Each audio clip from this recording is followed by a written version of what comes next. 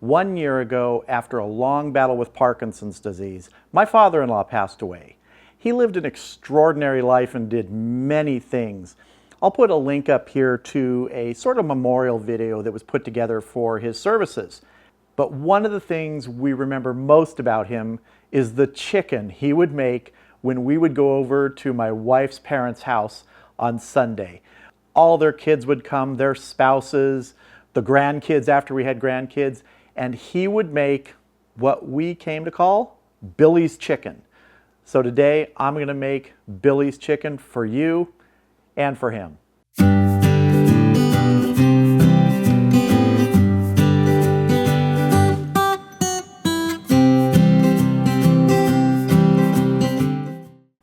Billy's chicken starts with a spice blend which we could only approximate because he never measured anything and we only kind of saw what he put in there. We know the ingredients, we're not sure of the amounts, but we think this is pretty close.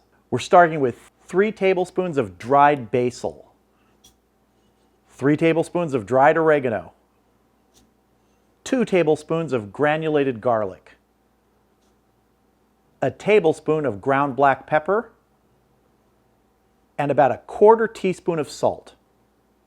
Just going to put the lid on the bowl, shake it up.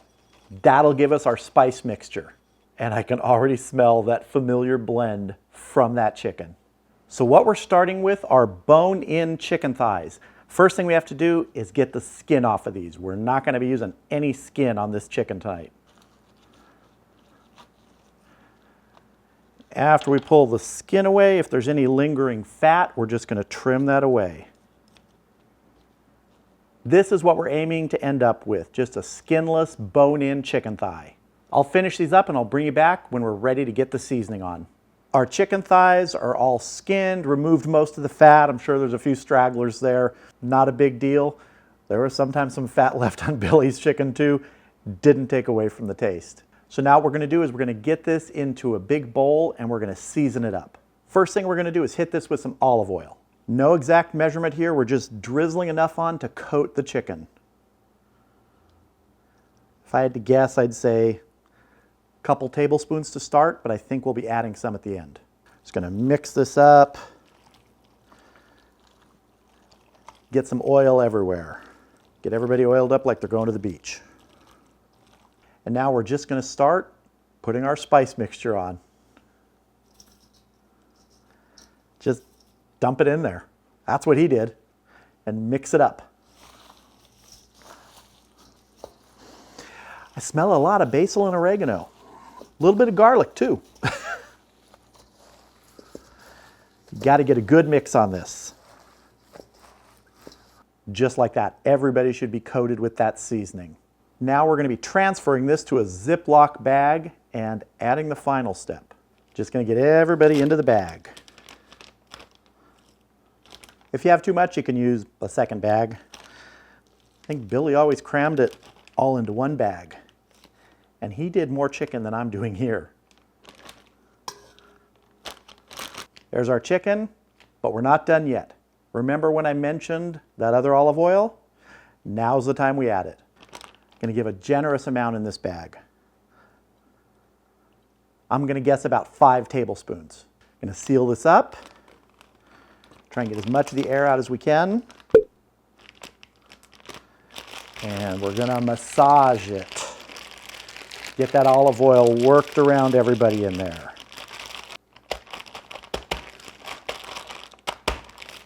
So we've got our bag of seasoned chicken that's marinating in there with all that extra olive oil.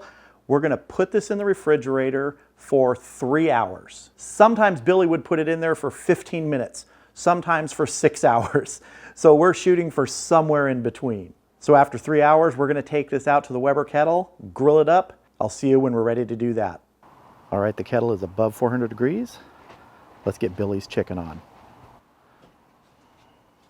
You can see I have the vortex set up in the center. The charcoal's about 50% ashed over, so we still got a good amount of heat left in this. I'm gonna get the chicken on and get it cooking. I'm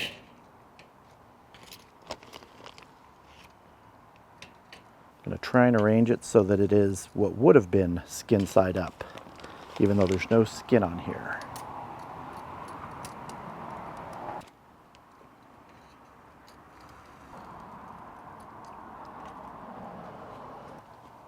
All right, we've got our chicken arranged around the vortex. Let's get the lid on and get it cooking.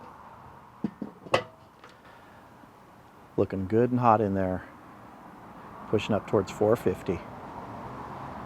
Okay, it's been 20 minutes. We're holding at 450. It's time to check Billy's chicken. Ooh, oh, this smells good. It smells familiar. Now, Billy would do it a little differently. He would do it on the gas grill directly over the flame. I am going to sear this really quickly before we finish these off, taking each piece, putting it over the vortex for a minute. So I'm taking Billy's recipe and what he did, adding some of my technique with the vortex and the indirect. I think he'd appreciate that. Let's do a quick temperature check here, see how we're doing. We're shooting for 160, and we're at about 146. So we've got a little bit to go. I'm gonna give it about 5 minutes, then I'm gonna give each one of these pieces just, a few seconds directly over the coals. All right, we've had our extra 5 minutes. Let's check our internal temp here. Yep, we are ready. Let's give these a quick sear for some color. Couple pieces at a time. Not long at all. Just a really quick little sear. That's what we're looking for. A little bit of color. There is a plate full of Billy's chicken. I can tell you it smells exactly the same. It looks pretty close. There's some disagreement. My wife thinks that it was bone-in thighs. I think he used boneless thighs, but I've been overruled by the family. So this is bone-in chicken thighs, seasoned like Billy would have, cooked almost like Billy would have, a little bit of my methods. And so now, time to taste. Okay, time to taste Billy's chicken. Let's see how close I got. Got a nice juicy piece of that thigh meat. Here we go.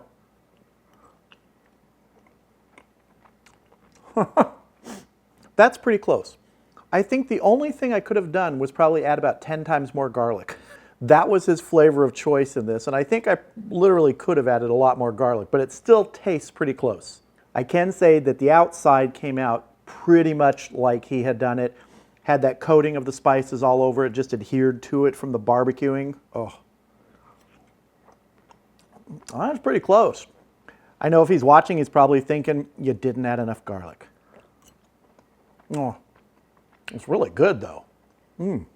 There's something about using chicken thighs. Now, a lot of people used to frown upon using chicken thighs because they were sort of seen as the lesser meat of the chicken. I think Billy was one of those few who recognized early on that there's a lot of flavor in thighs, the fat, the darker meat, and when he made this, that proved that. One more bite. Billy, we miss you, but we've still got your chicken. I hope you enjoyed this video. Feel free to check out some of the other videos on my channel and consider subscribing. And if you do, click that bell for notifications. Thank you all for watching. Hope you enjoyed this special little episode. I'll see you again soon.